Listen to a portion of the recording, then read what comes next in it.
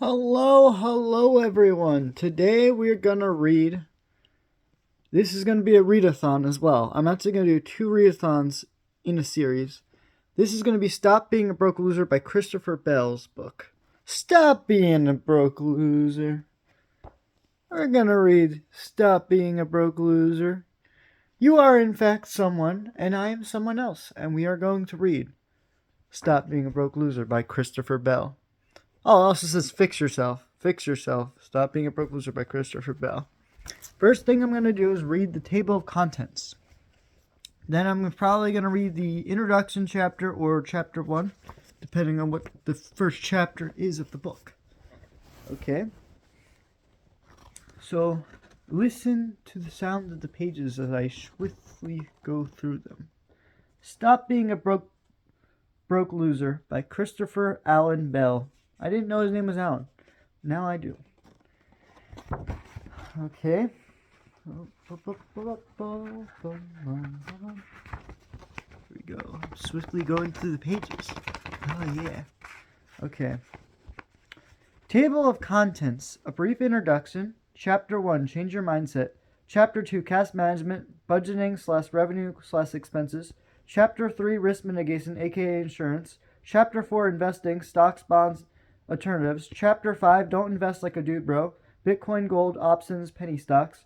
Chapter 6, Don't pay taxes on your investments, IRAs, 401ks, 529 plans. Chapter 7, Only get married to have kids. If you do get married, get a prenup. Chapter 8, Children do not have to cost $200,050. Chapter 9, Use credit cards to build your credit score and build wealth. Chapter 10, Ditch your home with the white picket fence. Chapter 11, Cars are your enemy. Chapter 12, Fire your scummy financial advisor. Chapter 13, Student loans are toxic trash. Chapter 14, Join the military. Chapter 15, Exercise and eat healthy. Chapter 16, Have a plan for retirement. And conclusion chapter. Okay, here we go. We're gonna read a brief introduction now. That's the name of the chapter. Don't argue with the chapter name. Okay? Don't argue with the chapter name. Okay. If you needed a $1,200 stimulus check to pay your bills on time during the coronavirus pandemic, you are a broke loser. A sad, despicable mess. Judgmental? Yes. A nice thing to say? No. An unabashed truth? Yep. I am not talking about a family of 4 living below the federal poverty line with a meager $226 in 2020.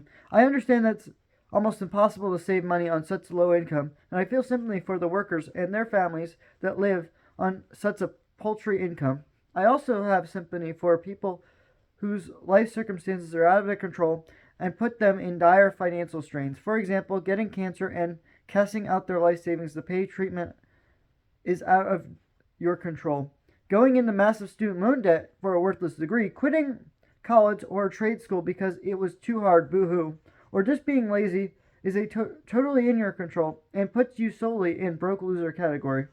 The median American household pulls a healthy $61,000 per year. If you belong to such a family and you did not have savings to pay your bills after only a month or two on unemployment, you are a financial failure and deserve to be mocked relentlessly. Any American that is not living in abject poverty has no excuse to not have a fully funded emergency fund savings account.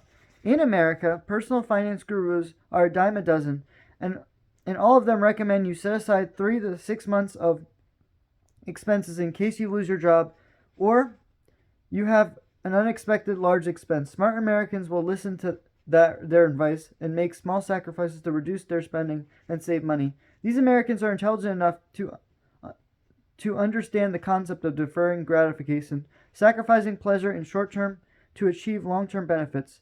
These are a rare breed of American who are functional adults who have self-control to take charge of their finances like big boys and girls. These financially responsible Americans are a rare breed. The far less intelligent and far more common American is the American that spends every dime they make. They live only for short-term pleasure and are wholly incapable of understanding that they have to be alive at a future date. To this American, budgeting is a boring and useless concept that only cheap asses do. But blowing all your money on a car, boat, RV, or gun collection is a sign of success. It never occurs to this American that your saving your life allows you to go on more adventures, able to afford more things than the person who never saves their money could ever do. Let me be clear, your income has nothing to do with whether you are a failure or a loser. What you do have with your income, what you do with that income is what separates you from the rich from the poor, the success from the failures. I do not respect a person based on how much they make. I do respect people for their prosperity to save, their ability to defer gratification, and to save a certain percentage of their income regardless of how much they make. If you make $150,000 a year but no savings, broke loser. If you make $40,000 a year and have $50,000 in savings and have $150,000 in the stock market mutual funds, winner. Pretty easy to understand. It is easier for a person making $500,000 to save $10,000 in a rainy day fund than someone making $40,000, but in both exceptions, it is achievable. In this matter of time and willpower, most Americans are the epithet of horrible personal finances. In December 2019, before Corona started its rampage in the United States, the average American personal savings rate was 7.5%. This spiked up to 13% in March 2020, only after the virus resulted in mass layoffs and a job market uncertainty. Saving 7.5% of your income on average is pitifully low. Such a low savings rate, the average 18 to 34-year-old in only American is a median 1,000 savings account, and a median 35 to 44-year-old only has 2,500. Sad, sad, sad. Can we give some money to those younger age bracket for not having much saved up? But for someone between the age of 35 to 44, you should be a big boy or girl by now and understand you need money to be set aside to protect yourself and your loved ones from financial catastrophe. When I was in my 20s, I was made fun for saving money. I was called cheap, Shylock, or Scrooge, stupid, and many other things because I dared to shave and invest a portion of my paycheck instead of blowing it all on some meaningless junk. Yes, I lived around some real winners back in the day. But if you adjust your financial habits after reading this book, you will, like me, most likely encounter the same virtue from your friends and family. If you choose to have a higher percentage of your income, to save a higher percentage of your income, you will have to cut back on your standard of living. This will invite you to discouraging comments from everyone who will try to guilt you from getting your life back on track. You will be called a cheap ass, Scrooge, or Mr. Penny Pitcher. It will happen, trust me. And it is fine. The American consumer culture is antithetical to good personal finances because the financial system's health and corporate profitability hinge on consumer spending everything they make. Most Americans cannot follow a lifestyle that does not involve blowing every dollar they get their hands on because they have not been taught to do so from birth. Believe in yourself because fixing your financial situation will improve your chances of attaining happiness in life. Ignore haters and losers who will try to shame you. I want this book to inspire Americans to change their financial futures for the better, to make them understand that salary is irrelevant from achieving financial security, that there are high earners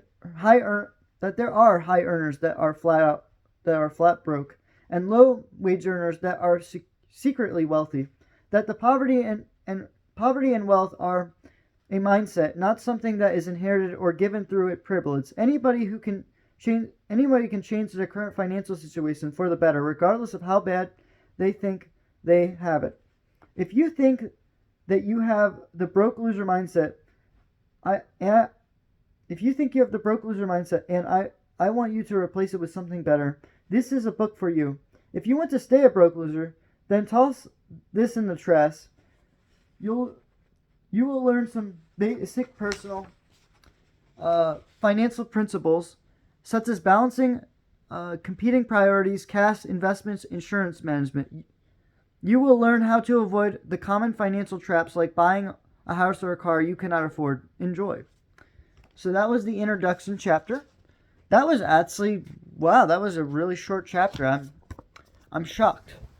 I have to say this about Strongman Personal Finance, also known as Christopher Bell. He can be incredibly condescending. He can be incredibly rude. But overall, I love the way the chapters are structured in this book, and we are going to read all of it.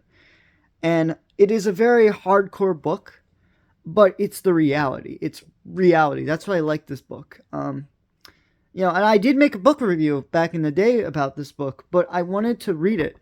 We're going to do a whole readathon. This whole book, we're going to read the whole thing from my YouTube channel. Because there's no audiobook for this, so hopefully I don't get sued for reading this book. But if Christopher Bell wants to sue me, go ahead. Don't do that. But if you want to, if you want me to market your book, I'll do that for you. I mean, I'm reading this book, But I find this book fascinating. It reminds me of Bachelor Bad Economics. Christopher Bell's also read that book. I know for a fact because he did a review on it. And this is like a shortened version of Bachelor Bad Economics, but it's 10 years newer, so it definitely seems more updated. It's smaller from Bachelor Bad Economics. I've listened to Bachelor Bad Economics. I don't have the physical book on me. And to be honest, it's an older book, but it the numbers are different now. Inflation's gone up by like almost double since that book came out. So it's a little hard to adjust the numbers. I mean, you would have to adjust it maybe by 5,000 each purchase in that book. This book reminds me of Bachelor Bad Economics and the way it's structured. This is for every cycle of a man's life. The beginning of your life all the way to the end of your life. And I love the way the chapters are structured like that. It's very interesting. I've read this book before, but I wanted to reread it on my channel because I would like people to have some personal finance goals. And I wanted a book that was offensive and funny. I didn't want a book like John Bogle that's just dry, boring numbers. The thing is, you don't have the visual. So the thing is, this book doesn't have visuals. So I can just read it and it just has audio. But with John Bogle, the visuals are what make John Bogle's books so good. And that's the problem, is me reading John Bogle isn't going to get the message across. But me reading Strongman Personal Finance, because he's all just words and no visuals, I feel like you're going to get, and he's sarcastic and funny, I think you're going to be able to get, even though he's condescending, you'll get the message. The condescendingness actually will drive the message home. That being said, Christopher Bell is funny on YouTube. Look him up, Strongman Personal Finance. If you don't like people being made fun of for scamming other people, don't watch his stuff. But he talks about scammers. He talks about all kinds of stuff. He talks about taxes on investments. He talks about dividends on investments. Fantastic YouTube channel. If you're just interested in that kind of stuff. Even like CPA stuff, Certified Public Accountant. If you're interested in becoming an accountant, I would totally listen to him on some of the financial statements. He's not like a security analysis person, but he can look at a financial statement and see how good the company is. Anyway, that's besides the point. He's not an individual stock picker, but he does talk about stocks. That being said, I hope you've enjoyed this book review. I didn't realize how short this book review, this chapter read through. This chapter read. I really hope you enjoyed it. You remember that you are someone and I am someone else, and I'm here reading Stop Being a Broke Loser, and next week you will see me again read Wealth, Poverty, and Politics by Dr. Thomas Sowell.